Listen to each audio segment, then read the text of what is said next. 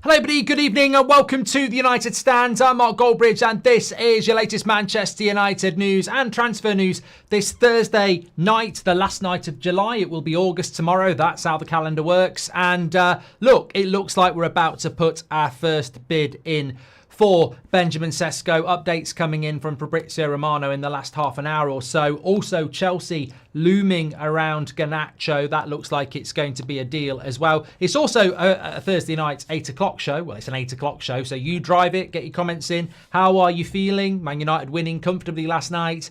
Sesko now the player that Manchester United want. But interesting updates from Fabrizio, I've got to say, and we've got to get into those straight away. I also haven't forgotten what I wanted to talk to you about this morning on the morning show, but we ran out. I've got 6 or 7 players I want to go through and get your opinion on, do they have a future at Manchester United? For example, Luke Shaw. Are we flogging a dead horse there? Or is he actually somebody that we can utilise this season? Lewis Irvine and Billy Jane and also Sean, welcome to the Members Club. 3 new members. Really appreciate your support. Thanks for getting your badge in. Love that. Okay, let's go with Sesko and let's go with Fabrizio because that rhymes as well. But also there is quite a significant update to bring you here with regards to what is going on. So Fabrizio says this: Manchester United have informed Leipzig that they are prepared to send a formal bid for Benjamin Sesko if the player accepts the destination. Newcastle are also ready to bid since last week and to match Sesko's financial request. Decision up to Sesko. Now the interesting thing with this is, and I think people might sort of look at it and go, well, you know what, didn't David Ornstein say that Sesko wanted Manchester United like Mbeumo? Well, no, he didn't, technically. He didn't say that, did he? David Ornstein actually said that Manchester United have decided that Sesko is the striker they want if they're going to go for a striker. But he didn't say that Sesko had chosen us. I think he is going to choose us. I'm not going to, start with the whole, is it deal off? Is it up in the balance? I don't think United enter this race without encouragement at all. I really, really don't. And look, these are direct quotes from Fabrizio Romano. Benjamin Sesko is really open to joining Manchester United, even without European football and without Champions League football. Sesko is open to the conversation with United. Now the conversation between Sesko and United is of the project, the vision and what they want to do. It's not only the financial details. United are talking to Leipzig and the player's agent, but also the project. United are entering the details of the vision they have for Sesko and the player is open to the move. Sesko is also talking with Newcastle and Newcastle are ready to pay whatever they want. Leipzig and Sesko, whatever is needed. The price tag wanted by Leipzig and the salary wanted by Sesko, Newcastle are ready to pay. If Sesko decides to go to Newcastle to play Champions League football and be the superstar of the team, Sesko in that case would be ready to go because Newcastle are ready to pay. But Sesko is also considering Manchester United. Sesko will not be deciding today or tomorrow. It will take some days, not too long, but some days. Man United feel like the player is open to the conversation to discuss about the project and the vision. Sesko and Manchester United is something that's absolutely concrete. So, yeah. Look, I can simplify this for you. Manchester United want Sesko and we've held talks with him and he's open to coming to Manchester United. Unfortunately, Newcastle do seem to still be in the equation. And as Fabrizio says, if Sesko decides he wants Champions League football and to be the superstar of the team, then Newcastle are ready to go and ready to pay. So that's sort of where we are, isn't it? There is this ongoing, as there was last night, delay in relation to decision, and you can try and figure that one out yourself. I sort of think I have figured it out, but you can try and figure it out yourself. David Ornstein saying that we only want Sesko now means that we have got the funds to do this deal. So I don't think it's a financial thing. Fabrizio saying that Sesko is going to take his time means that there's something to take your time on. And I do wonder, actually, if it might be Leipzig, because there is no doubt in my mind that Benjamin Sesko wanted to go to Arsenal at the start of the summer. And there is no doubt in my mind that Leipzig made it very difficult for Arsenal to get what they felt was value for money. Certainly comparable to Gyökeres, they obviously felt that Gyökeres was better value for money, and that's why they did the deal. So I do just wonder, and we've heard from Sesko's agent before about their respect for Leipzig, I do just wonder if Sesko is keeping his options open because he can't take for granted that Leipzig will do business with Manchester United. I just wonder if it might be that, because if Sesko says I'm going to Man United and then United mess up their deal with Leipzig, he ends up nowhere. So I'm just wondering if he is saying to Manchester United, go and sort a deal out with Leipzig and I will come to you. If you don't sort a deal out with Leipzig, then obviously I'm going to go to Newcastle. That's how I interpret it. There could be other interpretations, by all means share them with us, but I think he wants Manchester United. I'm absolutely convinced he wants Manchester United, because if he wanted Newcastle, the deal would be done. As we know, as Fabrizio has said, as Ben Jacobs said this afternoon, Newcastle have got the money. They'll give Leipzig what they want. They'll give Sesko what wages he wants, and they'll give Sesko's agent what money he wants. So if he wanted Newcastle, that deal could be done. So there's obviously at least some doubt. As I say, I just think it's because he doesn't know whether Man United are going to give the money that Leipzig wanted or want, but he knows Newcastle will. So he can't really go, I want Man United before we've done a deal with Leipzig, because then he's sort of stuck. I think that's what it is, in my opinion. Newcastle journos said they feared he would choose us, says Mario Franco. Look, we ain't Newcastle stand, with the United stand, and that's what we're focused on. But yeah, they've had a very traumatic summer, considering they are in the Champions League. I mean, look, 15 years ago we probably lose this battle. 15 years ago, this is Man City. Man City, the noisy neighbours, going, we want this player. Unfortunately, Newcastle just don't seem to be able to flex their muscles in the same way. Or fortunately, as this case may be. N says, this is like when we were confident in getting Gyökeres when Arsenal were interested. Our lack of Champions League has really been biting us in the arse. I think it's difficult. I think it's different though, N. I think it's very different to Gyökeres. I'll tell you why. Because with Gyökeres, it was never David Ornstein. And that's it.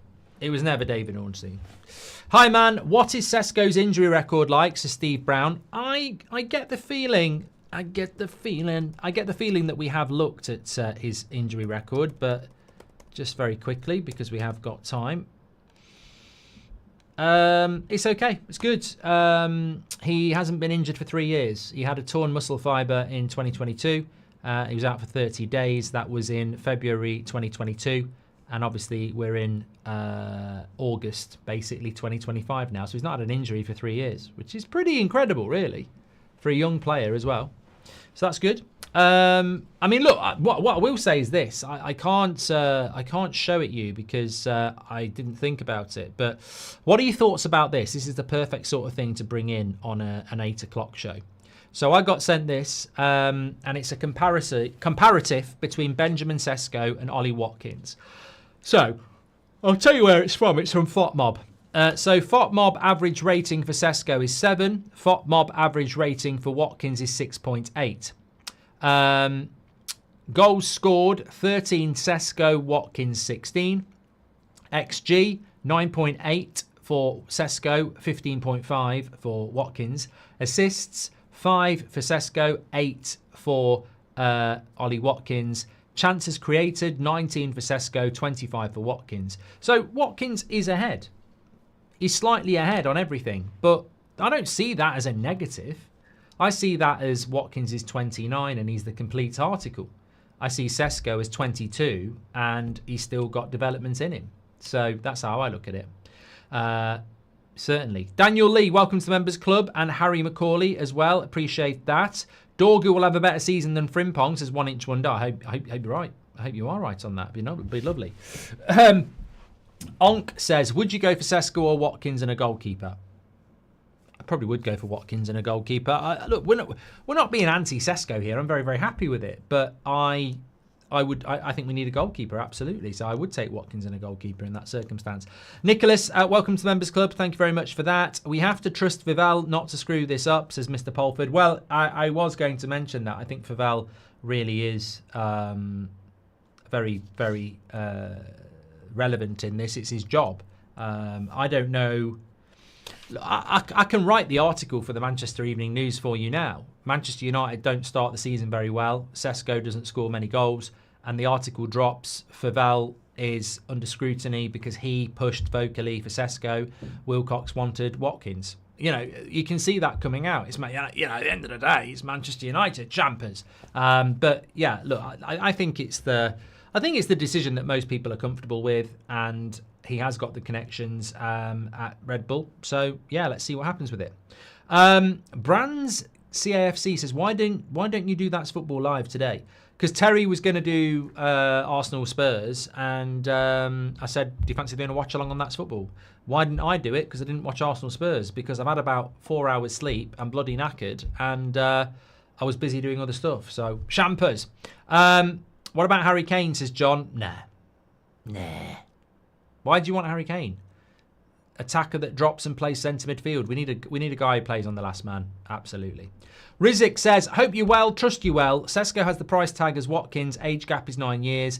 Sesko should be seen as a long-term project. Players to go. Garnacho, Sancho, Anthony keep till January if he fails. Did you see that quote from Ben Jacobs earlier about Mbeumo and Cunha feeling that Anthony would suit our system? I found that wild, really. That, there's no place for Anthony. We haven't got a place for Anthony in this team. We've bought replacements for Anthony, Rashford and Garnacho. There is no place for them. No. Lemens, Sesko, Cunha and Mbeumo and the rest of the team, where do you see us finishing, says Liam. Lemens, Sesko, Cunha and Mbeumo and the rest of the team, where do you see us finishing? 6th, maybe 5th. Yeah. Depends whether Onana's in goal, though, doesn't it? If Lemens is on the bench, then I will change that. Do you think after the first bid, Villa come back to United willing to lower Watkins' price, says Mrs. Stone? I don't actually want that to happen. You know what I want to happen now? I want Sesko in a Man United shirt for the Arsenal game. I tell you what as well. Am I right or am I wrong? I saw Gyökeres on a tweet today coming on for Arsenal. I'm pretty sure he was on a Mallorcan beach last Friday. Did he not? He's only been at the club for like 3 days, and he's coming on for 20 minutes. But Mbeumo, who's been with us for over a week, can't even be on the bench for the game last night. So I thought that was a little bit weird, because Gyökeres hasn't had a pre-season at all. He was on the beach in Mallorca, and I'm pretty sure he only joined up with Arsenal last weekend, and then he's getting minutes on a Thursday. Whereas we are, with Mbeumo, taking more time with it. So, be interesting, isn't it? I'm not saying it's wrong. I'm just saying it's interesting. You can get these. What I'm thinking is, if we get Sesko, he could go straight into the bloody team. Was there any interest in Wizza? He and Mbeumo are best friends off the pitch, and they looked unbelievable playing together the last few seasons. Alka, we've never been in for Wizza. No, we've never been in for Wizza, just like we're not in for Belieber. Does signing Sesko represent the end of our transfer window, says Rajaf, and the only way we can sign more players is if we sell players? Well, I think that's what we assumed was the case with after Mbeumo. I will yawn. I am absolutely knackered. I think that's what we thought the case was after Mbeumo, that we'd have to sell to buy. So I don't know whether there's any more money.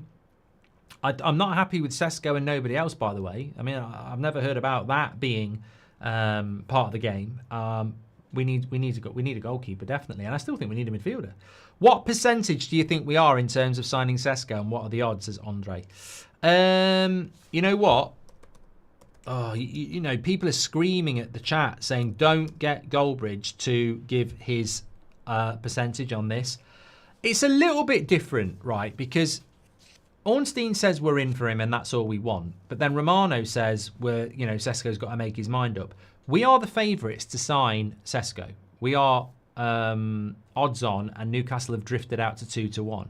So as things stand, I think that he will come to Manchester United. I would say 75% I am that will get him. I'm not in the 90% club because I'm a little bit confused by the delay. But if I follow my theory that the delay is that Sesko wants us to agree a deal with Leipzig before he publicly declares his interest to us, that means effectively he has declared his decision, but we've got to go and get the deal done with Leipzig. I think that makes the sense. I think that makes the most sense, because Sesko's had his fingers burnt once. He wanted Arsenal, and Arsenal didn't do the deal because they couldn't do a deal with Leipzig. So I think he's going once bitten, twice shy. I am not going to say I only want Man United, because I actually want to play in the Premier League, and if Man United don't get a deal done, I will go to Newcastle. So I think he's just said to United, right, I do want to come to you, but you've got to get the deal done with Leipzig, so go and do it. And I think that's what the delay is going to be. When do you think it'll happen, says Shahin?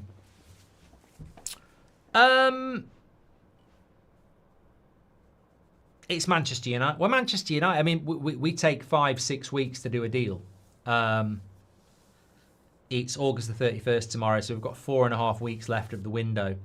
I mean, it wouldn't surprise me if he signed for us on the last day of the window and we don't see him play till after the international break. Realistically, I'd like to see him here in the next 2 weeks, but that's probably very unrealistic. When does the third kit get released? I suppose you could look at it like that. Emily Derry says, fortunately with Sesko, he has had some of pre-season with Leipzig. Hopefully we get him over the line relatively quickly. Yes, I think with we saw it with Mazraoui, didn't we? Mazraoui came into United 3 days before the start of the season, and I think he started the first game, didn't he? So if you've had a pre-season, it's fine. You're just not used to the system. Would you prefer Martinez or Donnarumma, says United Star? I don't think we're getting Donnarumma, by the way. I just want to say, I don't think we're getting Donnarumma. I think it's... I was talking about it on That's Football, actually. I think he's going to Chelsea. I think we're just an Uber driver. So PSG is the starting destination and Chelsea is the end destination. And I think we're just an Uber to move the story between two clubs. I don't think we're actually part of this, really. I think we're just being used. Remember the 5 strands of transfers. It's total bullshit. It's totally true. We're being used by the agent. We're being used by the selling club. Or we're being used for a new contract. And with Donnarumma, it could be any of those 3. It could be his agent using United to get the move they want. It could be the agent using United to get a new contract at PSG. Or it could be PSG using United to get more out of wherever they want to sell him to. So I don't think we're in for Donnarumma. And for me, as I say, he's the best goalkeeper in the world as far as I'm concerned. When we signed Cunha, we said we would need 4 or 5 equally talented signings to even compete. Not even halfway there. Don't let the standard slip, says N. Fair point. Alex Hornby says, Sesko or Watkins are better than what we have now, so I'd take either of them at this point. No offence to Rasmus, but he needs to step up and fight. I really enjoyed Rasmus's interview. It is on the channel. Beth and some journalists were asking him some questions after the game last night. I really enjoyed it, and I really enjoyed a lot of the comments because a lot of people were saying keep him, and I think it's whether he wants to stay. I think Amrin will want him to stay. Man United might want to cash in to get some money in, but if he decides he wants to stay, it'll be very hard to move him on. It just depends whether he wants to stay and, you know, share minutes with Sesko or be the understudy to Sesko, or whether he wants to go and play elsewhere. I'm sure there are people at United who want to go for Watkins as he might be cheaper by dragging both deals on for weeks, says Mrs. Stone. I hope we don't do that. I really hope we don't do that, because it would be... I don't think a lot of people would be on board with it. We'll have to wait and see. Mark, if Lemens is our number 1 for next season, I see as top 3. Our 2 signings so far are going to make significant difference to the side. The toxicity no longer exists in player power, says Rizik. I don't see us in the top 3, mate. I mean, I bloody love it, but I don't see that. Should be getting Watkins as well. Ferguson had 4 strikers, says Sam. We don't have the money, though, do we, Sam? Alex Hornby, welcome to the Members Club. And Fanuel says, I don't like the fact we're forcing a striker. He will just be another victim. Look at PSG, all wingers. Our issue is very fundamental. I feel like we need a very good goalkeeper, a versatile holding midfielder, and a very good wing-back, says Fanuel. Thanks, Mark, for everything you do, says Marshall. Watching your shows gets me through dark times in the past. Shout out to my girlfriend, Alina. There we go, Marshall. Lovely, nice message there. And it's your boy Calv's in the chat, a member for 76 months. What's that in years? I think it's about 6 and a bit. At the end of the day, Shampers, cheers for the great content, Goldbridge, says it's your boy Calv. And Brody says, good to see you well. Do you think the system did well last night? I do. And do you know if Cunha is still fatigued? I don't know. I suppose there must be an Amarim presser coming up because he didn't do one for the Bournemouth game. So I suppose those sort of things will get asked of him there. I don't know what that fatigue and Cunha thing is all about. I mean, look, at the end of the day, we beat Bournemouth. And, you know, if you can, we all want to see Cunha and we all want to see him settled into the team. But if there was any risk there, then you don't play him, do you? What's your Luke Shaw injury bet for charity this year, says Damon? Well, we nearly got it last night. Robert McCormack says Kane got 41 goals from midfield last season. I don't mind doing a charity bet. I will give £100 to charity if Luke. I tell you what, I'll give £1,000 to charity if Luke Shaw stays fit between now and Christmas Eve. I'll give £100 to charity if he stays fit to the end of September. There we go. Remember those. I'm happy to do it. Hi, Mark. Why are all these players that are supposed to leave still here? The likes of Garnacho, Malacia, Anthony and co. Aren't they concerned or worried? It's baffling, says Henry. Well, look, here we go. Not actually here we go, but this is what's coming in tonight in relation to Garnacho. So it's coming in from Fabrizio Romano, and effectively what's been said is that Manchester United's Garnacho is of interest to Chelsea. Chelsea want Xavi Simons and they also want Garnacho. Fabrizio says Chelsea are very convinced on Garnacho as an opportunity. His name is mentioned internally every day, and it's going to be about the price tag. So, look, I think that we probably value Garnacho between 50 and 60 million pounds, and Chelsea probably value Garnacho between 30 and 40 million pounds. And the question is, do we have a leg to stand on here? Because I think Garnacho, stupidly, is going to wait till the end of August. I don't understand that. You know, maybe, you know, you're not having a pre-season, which is just crazy. You won't be in the Argentinian squad in September, so you've got to really hit the ground quickly when you do play your games for Chelsea to get in an Argentinian squad for the World Cup.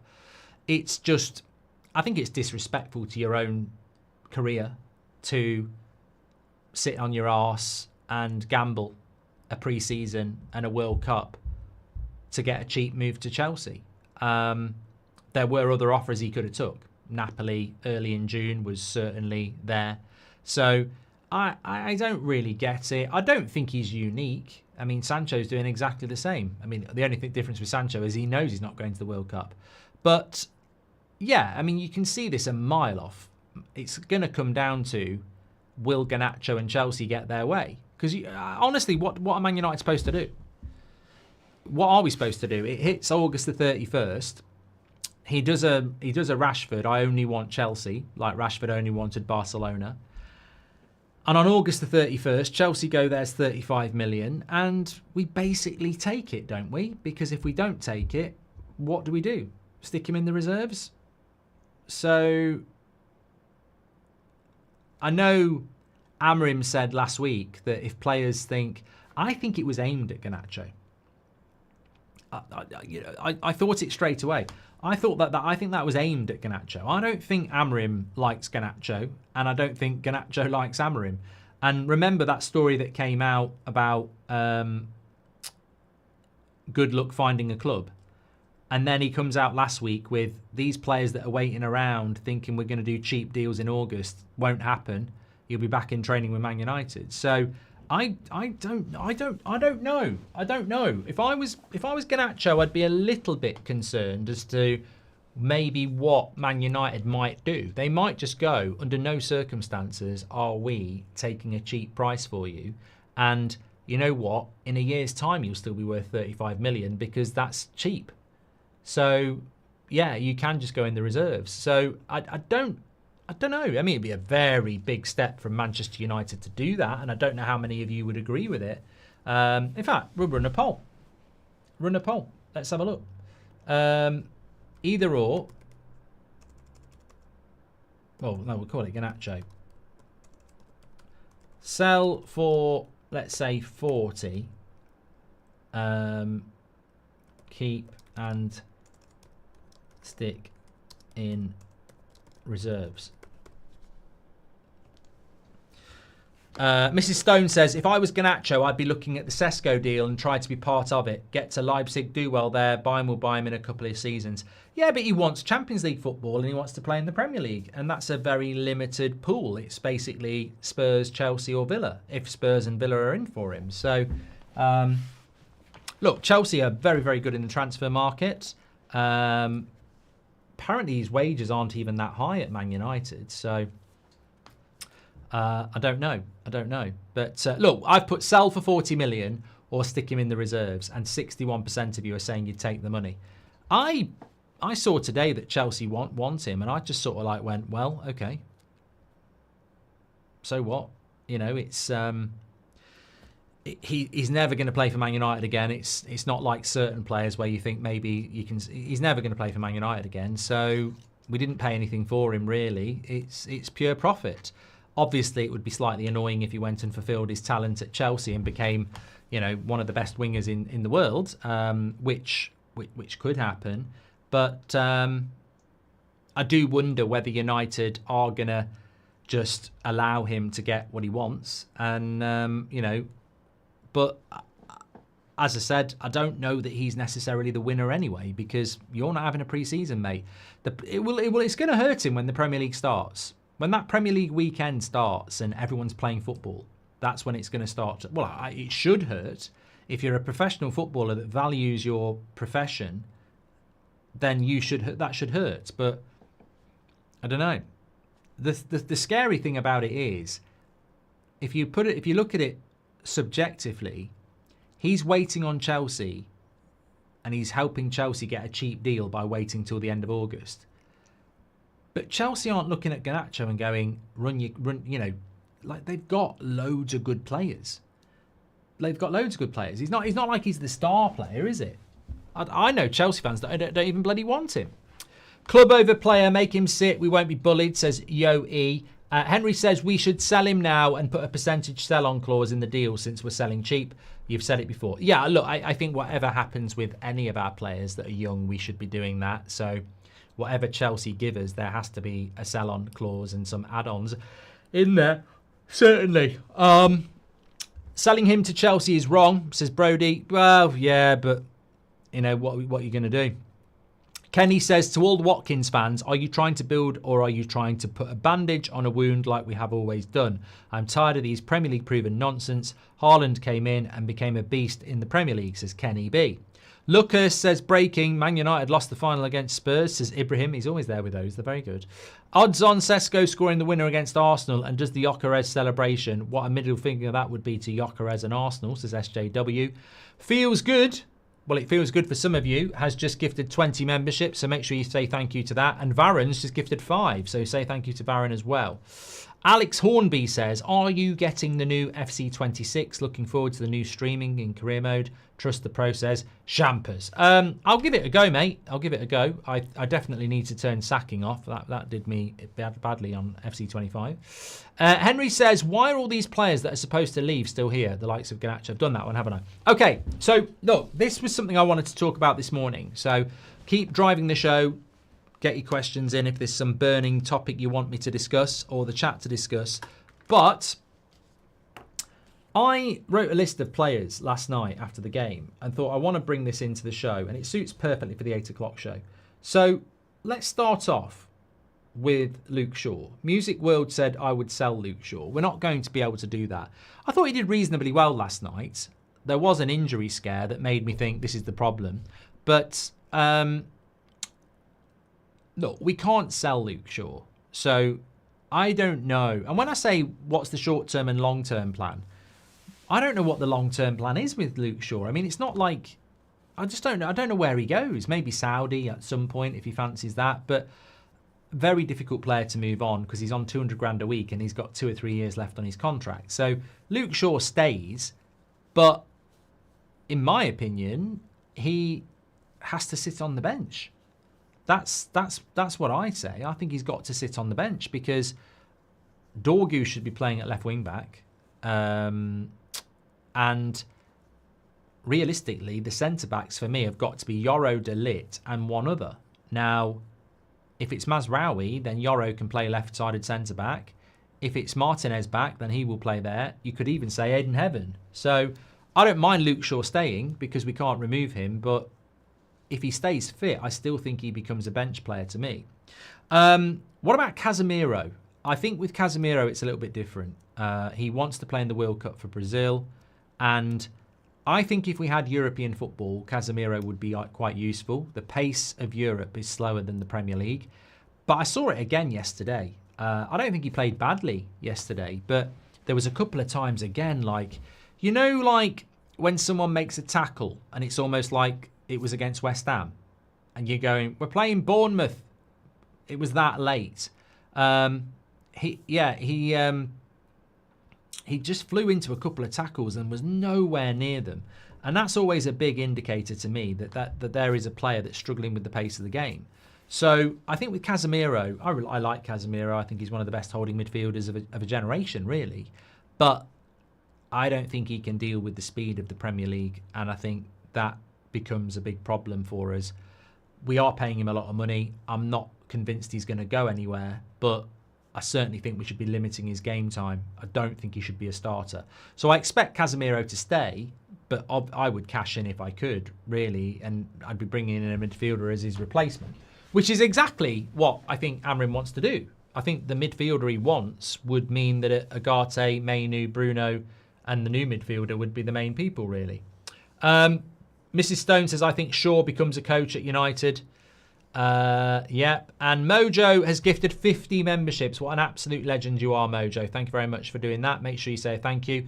Delo wasn't very good last night, says Brody. Well, I've got Delo on the list, actually. I'll jump a player to go to Delo. So I've got a list of players here. There's about 7 of them. And I'm basically asking you and myself, what are these players? So Luke Shaw, for me, is a bench player.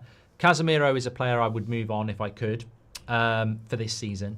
Obviously, he's only got a year left on his contract anyway. With Delo, I've sort of got a spoiler alert here. With Delo, I think he's a bench player like Shaw. I know he's a lot younger, but I would say that Delo is the player that I would put him on the bench, the same as Luke Shaw. I don't see him as a starter. I might be wrong. I think Amrin probably does. But I like Delo in the sense of what I said this morning. Your John O'Shea, your Wes Brown, your Phil Neville, your Darren Fletcher. You need these types of players. Now, all those players were better than Delo, but they were all playing in teams that were winning the league. We're not winning the league, so you're not going to have players of that quality, but you can still have a player that does that. And I think Delo's the sort of player that can play left wing back, right wing back, maybe even drop in the midfield, maybe even play right-sided centre back. So I think Delo is a very useful player to have, but I wouldn't be starting him. And everybody who says sell him, when are we going to have a bench if we just sell players that aren't starters? You've got to have a collection of players for rotation and injury purposes. So Delo is a sticker for me. He's not somebody I'd be selling next summer. I think he's a player that I would like to keep involved because he's got a very good attitude as well. But I actually think he'll start games. I don't know. Like everybody, I'm very excited about the start to the season, but I'm not convinced that we've got an idea of what Amrim's going to do yet. I mean, you take Arsenal. Onana might be our goalkeeper this year. Bruno is probably going to play as an 8.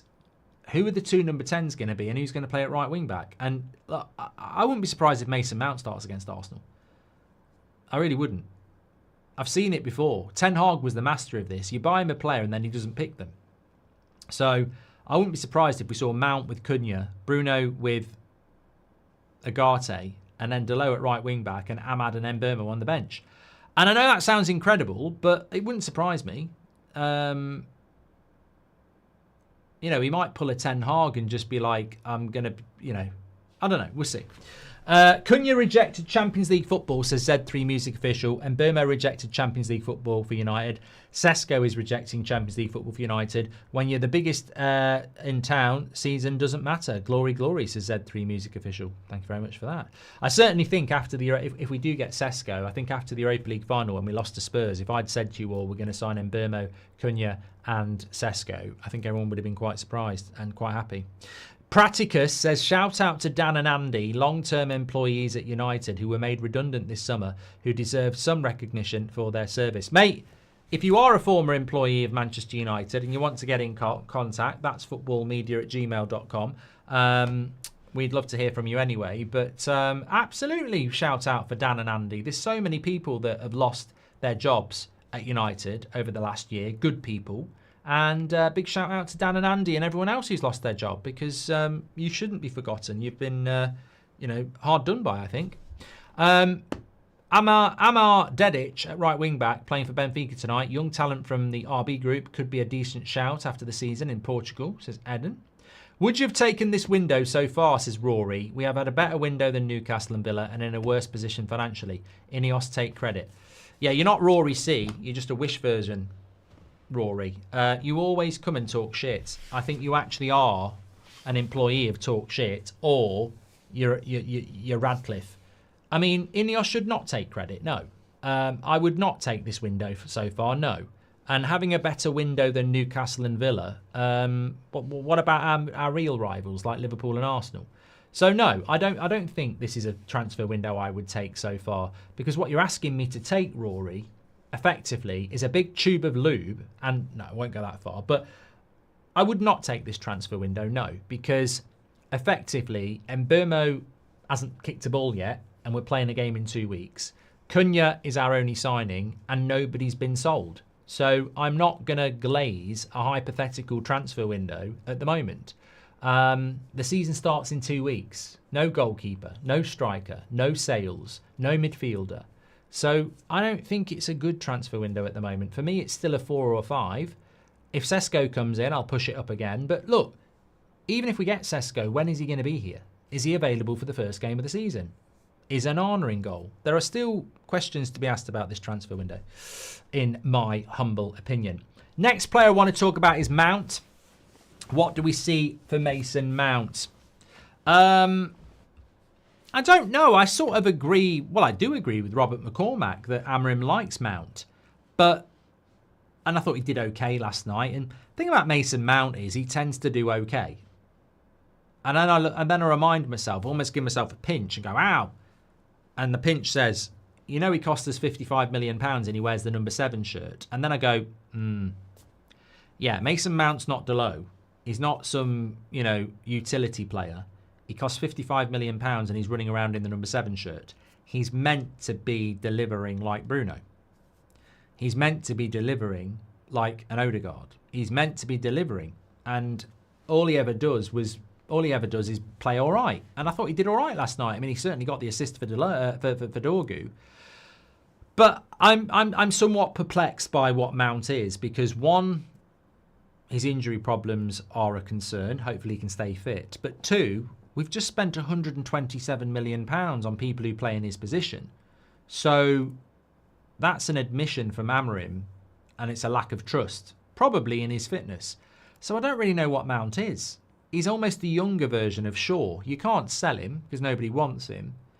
But where does he get in the team? So for me, Delo, Shaw and Mount are all squad bench players. And that's fine. That's fine. Some people might say, well, you shouldn't spend £55 million on a number 7 who's going to sit on the bench. But I think Mount is a good bench player. As Amir says, he's quite energetic. So you need these players. It's not always about selling or buying. I look at Mason Mount and I'm building a bench and I'm going, okay, on my bench already, I've got my reserve goalkeeper, I've got Delo, I've got Luke Shaw, and I've got Mason Mount. So I've got 3 decent bench options there. I don't put them in the first team. They're bench options. That's what I do. Bruno. Why is Bruno there? I would say the same about Xerxes as well. I think Xerxes is in a similar situation to Mount, where he's a bench player at the moment. Yeah. Jack Beale, welcome to the Members Club. Thank you very much for joining. I don't know why Bruno's on the list, actually. He's our second to last player. What do we think about Bruno short term, long term? I mean, Bruno's our captain for the next however many years. I mean, I think Bruno will be here longer than Amorim potentially. Certainly with Amorim. So I think Bruno is a focal point to the team and he ain't going to go anywhere. So yeah, I don't know why I put Bruno down there. Maybe just for content. I don't know. But yeah, I mean, look, what's the saying? It's a bit like, come what may, Bruno will play. Come what may, Come what may. Bruno will play. Yeah, he will play. So, look, whether Amrim and Bruno take us to the stars or whether Bruno and Amrim take us where Ten Hag and Ollie and everyone else did, I don't know. But I think Bruno will be a focal point to this team. I don't know why I got it wrote down. And then that leaves Rasmus, who, for me, I think a lot of these players, look, Casemiro should go, but I think Shaw, Mount, Delo and Rasmus are bench players for me, and I want to keep them all. I think we've lost the ability to understand that you do need a squad and you do need bench players, and not everybody can start. Only 11 people can be in your best 11. So I personally think with Bruno, I would sorry, not with Rasmus, I would keep him as the striker option on the bench. That's what I would do. So I've said it before. I know the club is run as a financial entity, but for me, it's a football team. And if I had 30 players that were all good, I'd take 30 players. I don't really care about who's sat on the bench and who doesn't make the bench. If I could keep 30 happy, good players, I would do it. Now, we're not going to keep 30, but if we can keep 20, I'd be very happy. What I don't want to happen is, on paper, we've got a really good 11. 5 of them get injured long term, and then I look at the bench and I go, oh, God. So I would keep Rasmus, I would keep Mount, I would keep Delo, I would keep Shaw and Xerxes, and I think that those players are, and Delo, and they're really important to us for the bench, yeah. I think we should go all out and try for Isak, says Devon. I mean, I can do that for you now. I'll do it for you now. I mean, hypothetically, this is Man United going all out for Isak. Hello? No, not your Newcastle, not me. Hello, is that Newcastle? Yeah. Yeah, bloody Liverpool. Yeah, we don't like them more than you. They're our rival. Yeah. Oh, yeah. Oh, years. Yeah. We'd do anything to stop them winning the league again. So would you. Okay, well, look. We've got a deal for you. Now, I know Liverpool want to break the British transfer record. How's about you do a deal with us for Isak, right? We're thinking, have you heard of Amazon Prime? Well, we've got a few codes.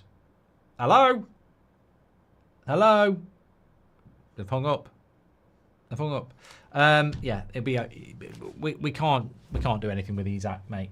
I'd let Shaw go, Mark. About time, says Bees. But the question is where? Where would you let him go? I think we should go all out and try for Isak, says Devon. Rasmus and Dorgu are great together and he could learn from Sesko. Would you want to keep him? Yes. I've always been a fan of Rasmus. You know I have. I would love to keep him at United. David, thanks for your super chat. Mojo says, that United guy, give me back my credit card, son, says Mojo.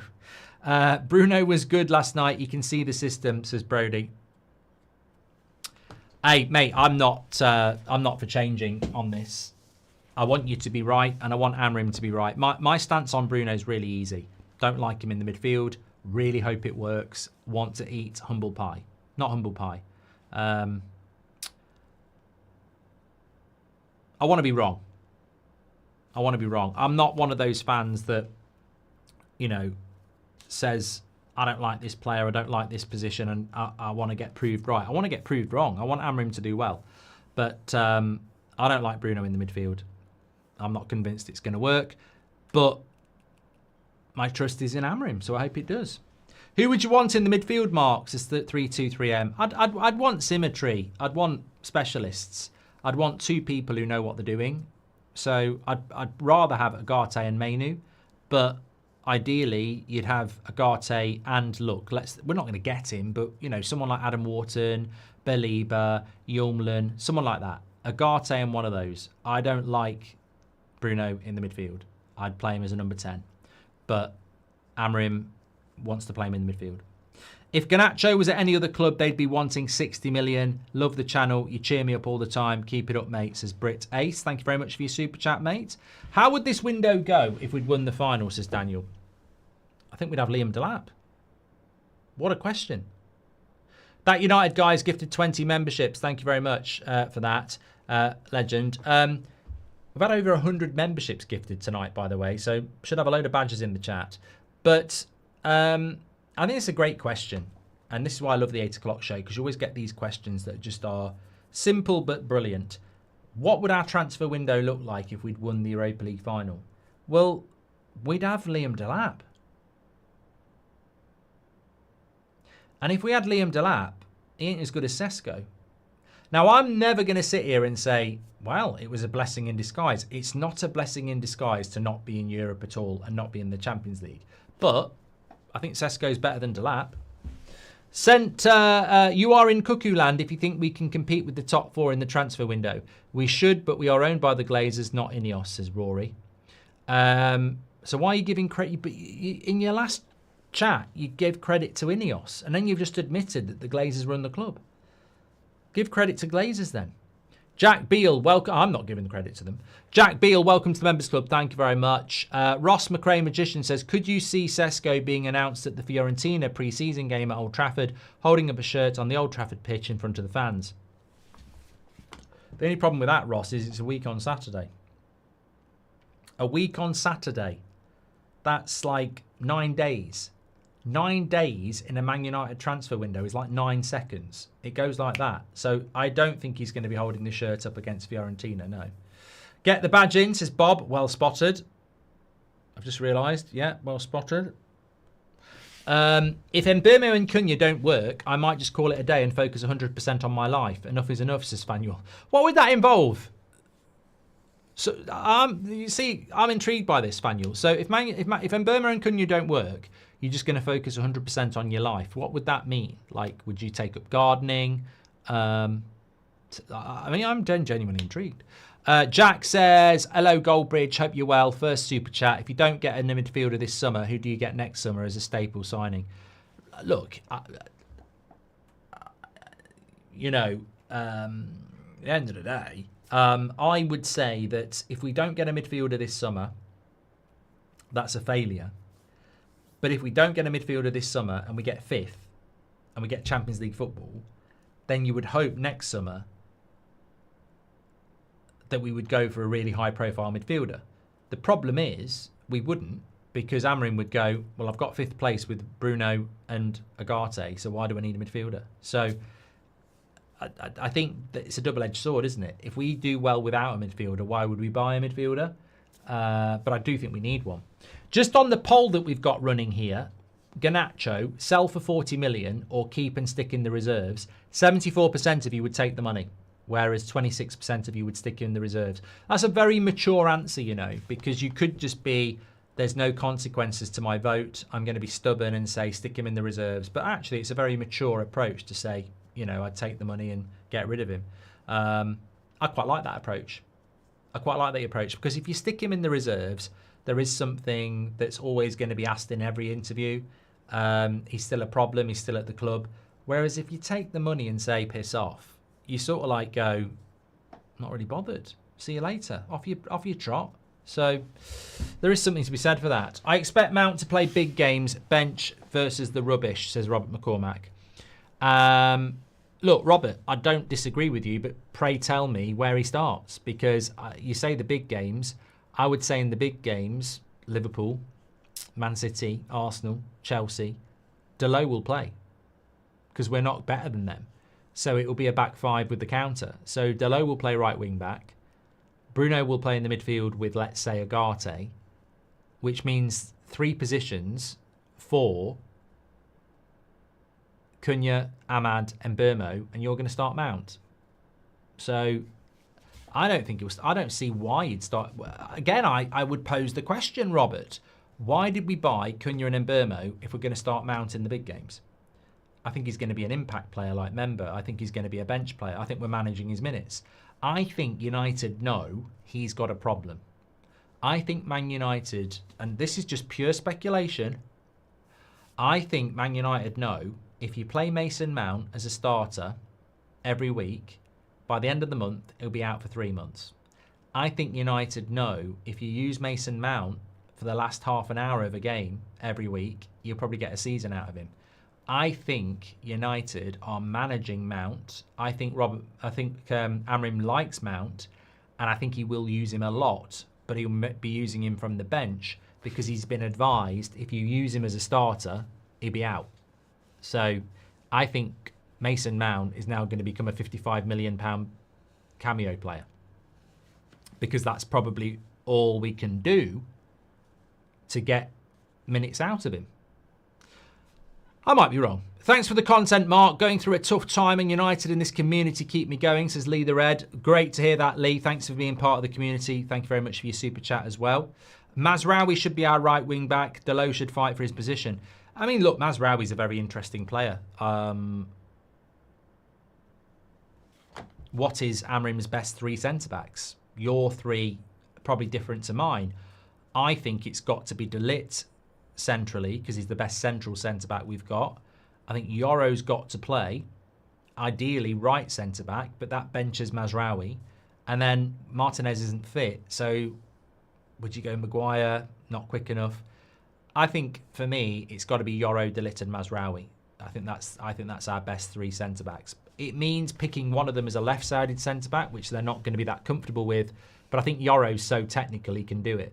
So, yeah, I think it's Yoro, De Ligt, and Mazraoui for me. But look, it'll be interesting to see. I don't know whether the manager's going to agree with that. Yeah, it'd be interesting. Mark, the one thing I don't get is why you think we need three strikers. No Europe, and we would have Sesko and Xerxes. Also, Mbeumo Cunha as last resort, says Tout. Look, mate, I wouldn't be surprised if Rasmus goes. I really wouldn't. I wouldn't be surprised if he said, I want to go. In which case, you're right. You've got Xerxes as a backup to Sesko. But what I will say is, I think we all acknowledge that if we get Sesko, which looks very likely, he's 22. 4 months ago, he was 21. He's young. So what you're basically saying is Sesko's our striker, and if he gets injured or plays crap, let's use Xerxes, who's completely different to him and isn't a striker really. What I'm saying is I would definitely keep Rasmus, because if Sesko does struggle or he does need to come off, then Rasmus is more similar to Sesko as he is a striker. So I would, the more options, the better. Basically, what you're saying is why keep Rasmus because we've got enough. I don't think you can ever have enough. It's always good to debate, says Rory. I'm not a hater and I love the channel. Remember when Ten Hag made comments about Garnacho's attitude and that reason he took him to bring him into the first team, says Rory. Well, yeah, well, Garnacho liked my tweet, didn't he, about Ten Hag getting it wrong. Robert says that Mount presses better than all of them.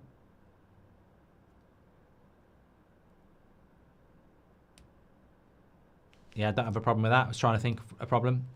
I don't have a problem with that, but I don't think he can play 90 minutes every week, mate.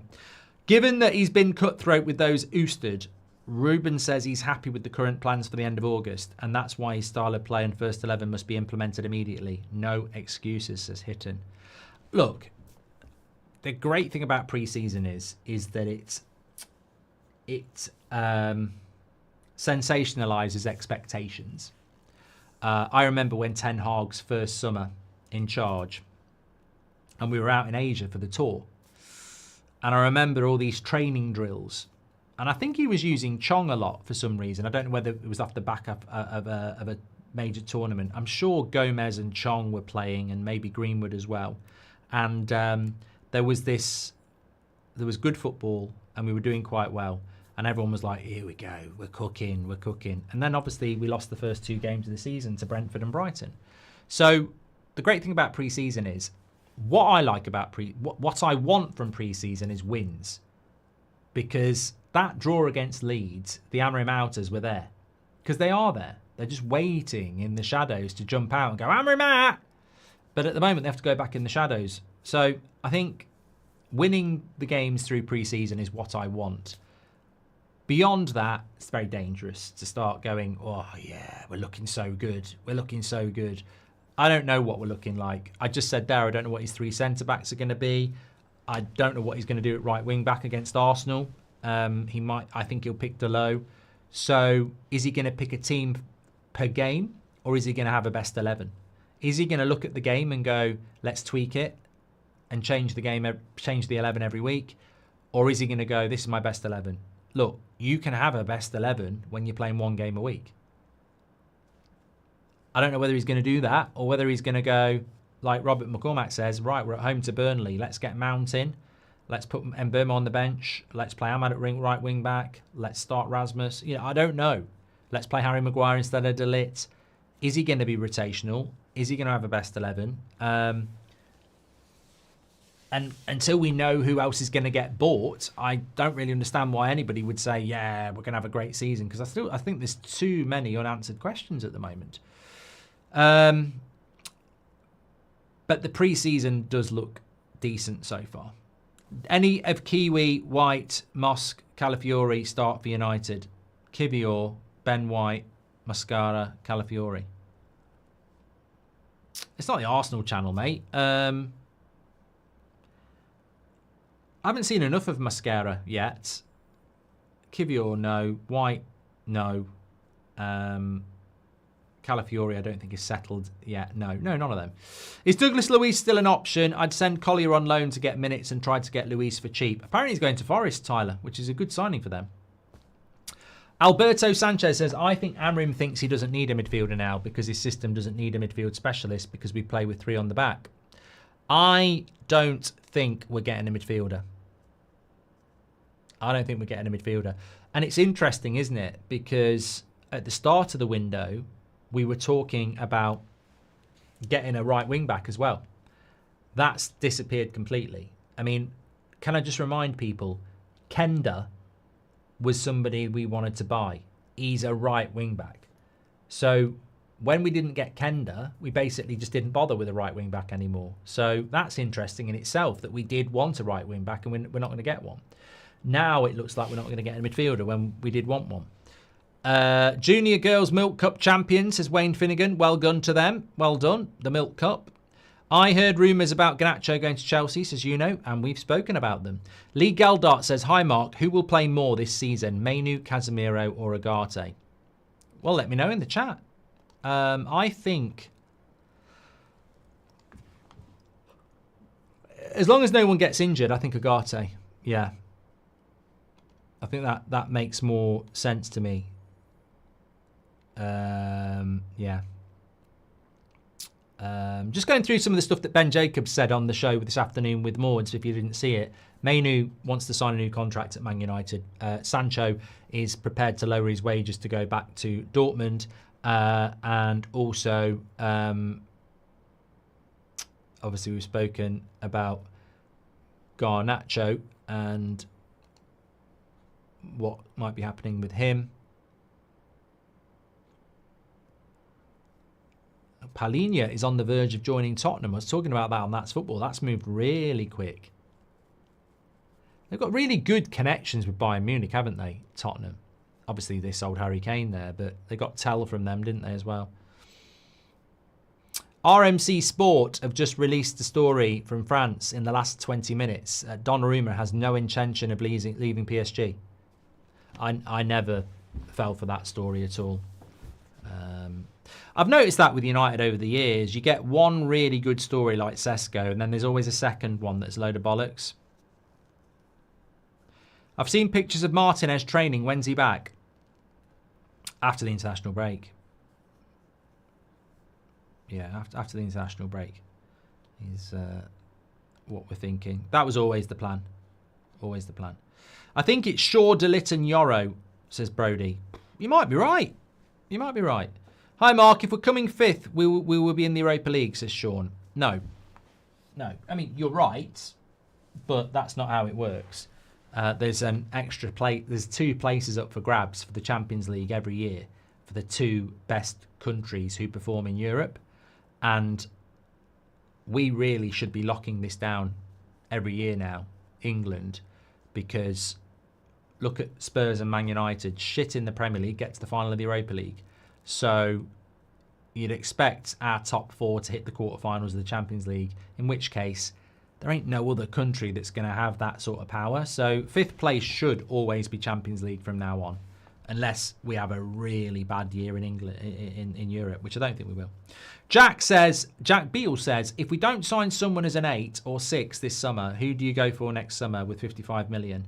Or do you break the bank for Belieber or Wharton? But this is what I'm saying, Jack.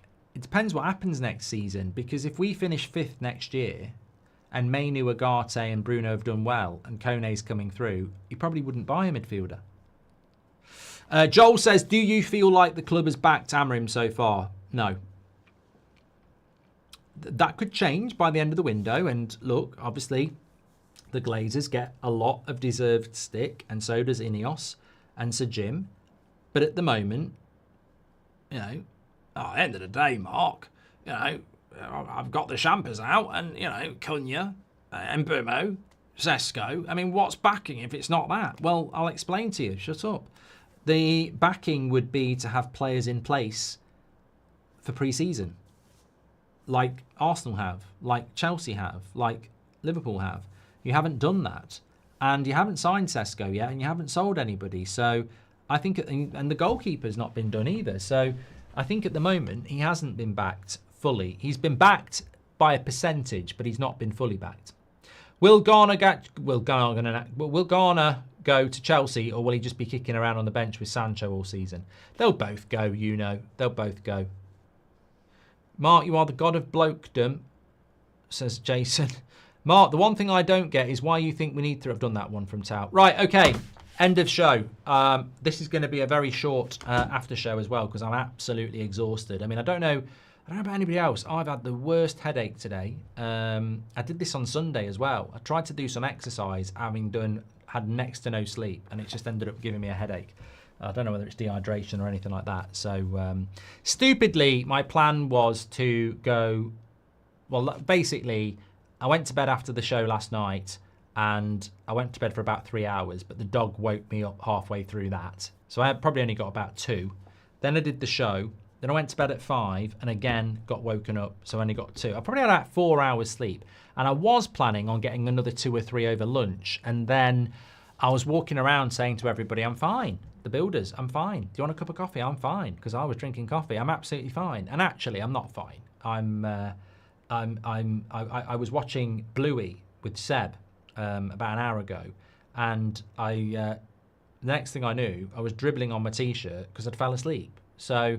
yeah, I'm a bit all over the place, but I enjoyed it. I enjoyed last night. It was good fun, and I think it's been a good week for Manchester United. I mean, look, I said this to you a week ago, didn't I? I've just realised I've gone back to United. You see, I'm losing the plot. I'm losing the plot. You know what I was thinking about as well? I start having mad thoughts about, you know, stuff, and I was thinking about. You know, I was listening to the Alan Partridge podcast, actually. This made me laugh. And it was like, it was something about Noah's Ark. You know Noah's Ark, and how there are, I can't remember what Noah's wife was called, Janet, I think. So he gets on the Ark. Basically, it's going to be a big flood. And he gets 2 of every animal. And basically, they're going to procreate to save all the animals. So female and male hippo get on. They get it on, and you know they start having kids. But you know what I thought? Like, has no one figured this out? This ain't going to be good. You needed 4 people. Like Noah and Janet, if they have a baby, they don't save the human race, because their baby, you've got to have another one, and it's got to be a girl and a boy. They're brother and sister. You know, you are damaging the gene pool big time. What you should have done is get 4 people on, all from different families. Chuck, you know, Janet's fine, she can stay, but get Steve and Carol along, and then mix and match. Steve has a go on Janet, you have a go on Carol. You go back to Janet, he has a go on Carol. You just get loads of kids, keep a record of them. But basically, you're diluting the gene pool then, and then you can procreate. But it was saying on there that what if the hippo and what if 2 camels don't fancy each other? You know, can you have a go on a horse? You know, what if you're 2 pigs and you can't stand the other pig, but you do quite like a sheep? Are you allowed to have a go? You know, what are the rules, Noah? You've not thought it through, Noah. You and Janet are going to basically have kids who are going to have to shag each other and their brother and sister. That's incest. You've put me with another pig. I don't like it. We're not compatible. So am I allowed to go and have a go on that sheep? She's willing. What are the rules, effectively?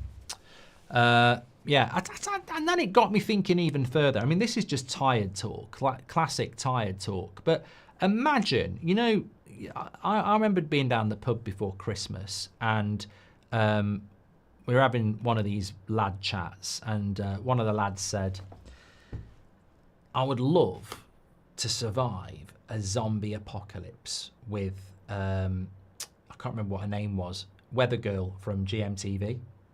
Trust me, she ain't all that. And I mean, she's not. I'm not saying I'm married, but I don't think, you know, he could have said better names. Anyway, he's no oil painting himself, so I was like, oh, I'm intrigued. Tell me more. He says, oh yeah, I've always had a thing about her.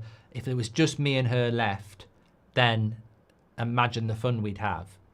And I said, okay, you know you're married, so and you've got kids. So what's happened to your married and kids in this, you know, zombie apocalypse? They're not here anymore. Yeah, you know why they're not here anymore? They've just been eaten by zombies, just so you can get your tail away with this GMTV presenter who's probably married herself. She might be grieving. She might not like you.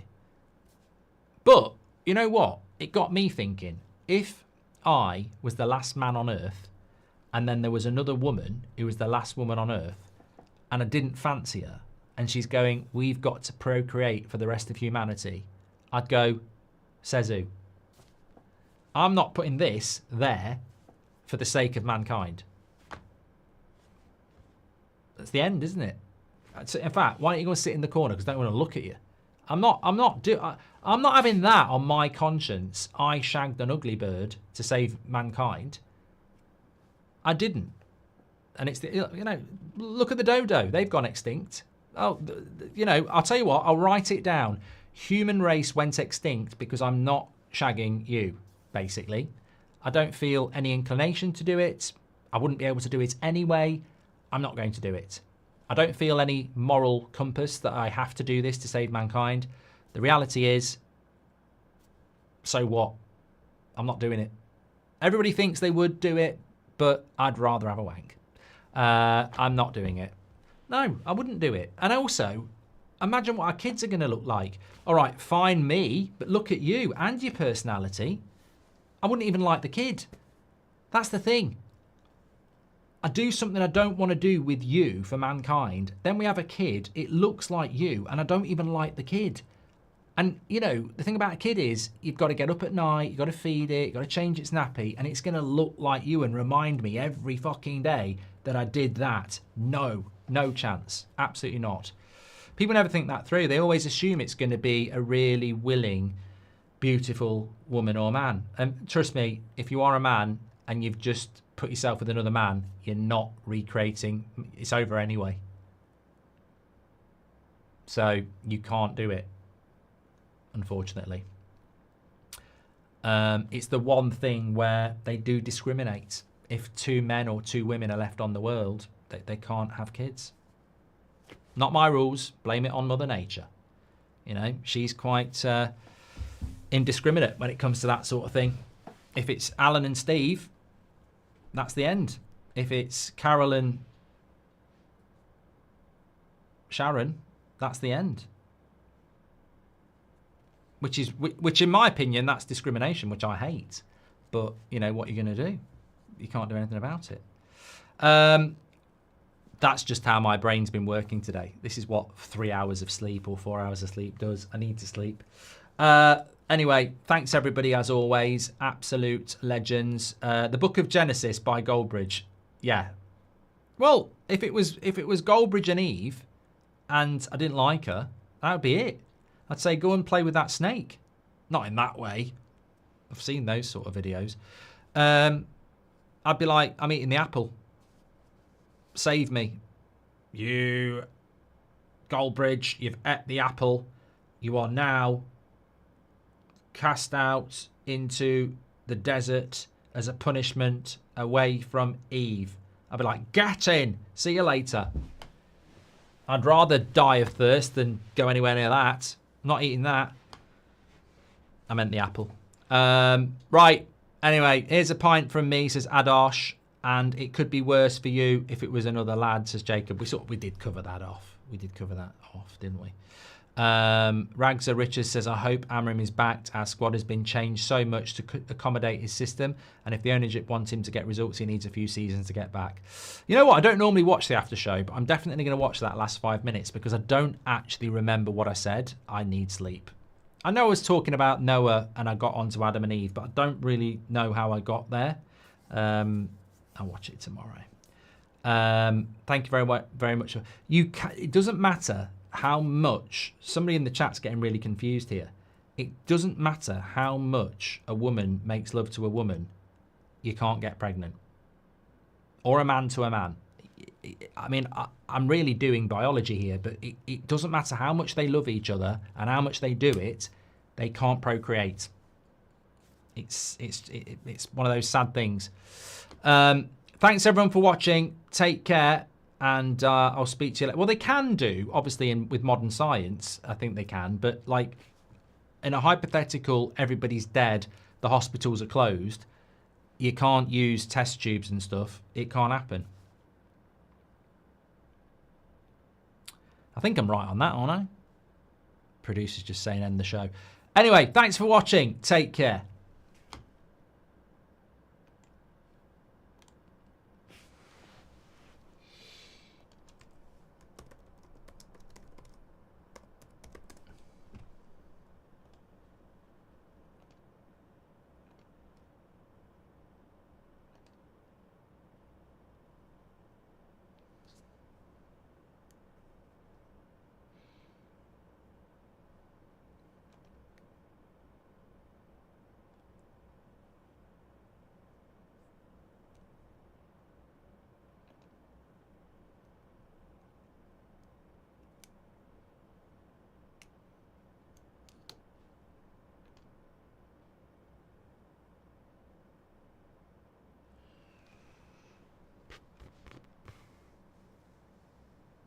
I am still live, but it says I've ended the stream. I tell you what, that's a joke, because I could have been saying something there. I could have been cancelled. I could have said something like following that up. I'm tired. I wouldn't. See you later. Bloody thing. I clicked end stream. YouTube, innit? Trying to get me bloody done. Trying to catch me out. You have to get up earlier than that, YouTube, I tell you. You have to get up earlier than Gary Neville. You won't catch me out not ending the stream when I told you to.